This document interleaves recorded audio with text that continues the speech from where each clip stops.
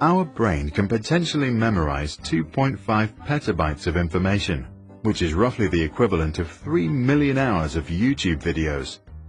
In order to use some of that staggering capacity a little more effectively when you learn, here are some tips that are based on widely accepted research by neuroscientists and learning experts.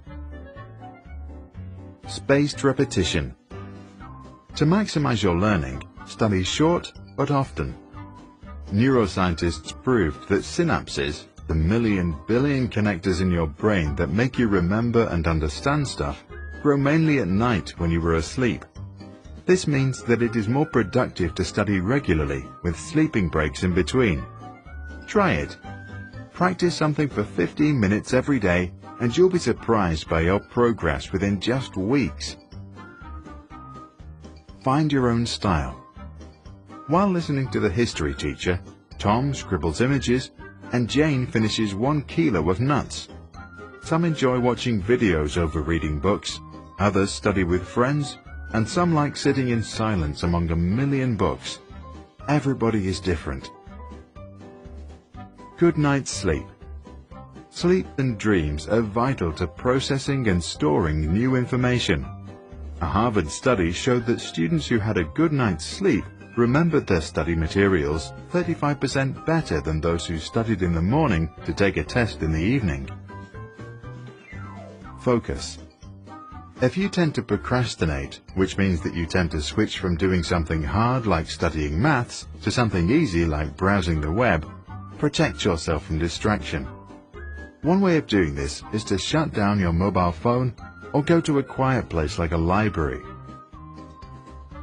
Pomodoro technique. Set a timer to 25 minutes when you focus entirely on your studies. When the timer rings, relax for 5 minutes. If you want to continue, just set the timer again. The small breaks in between are relaxing and motivating to keep going.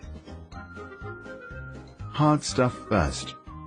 Do the things that are difficult first, because if you are like most people, you have the strongest willpower in the morning.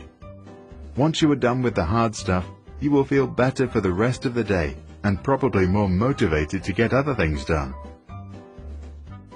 Exercise, meditate, and converse. There are few activities proven to grow your brain.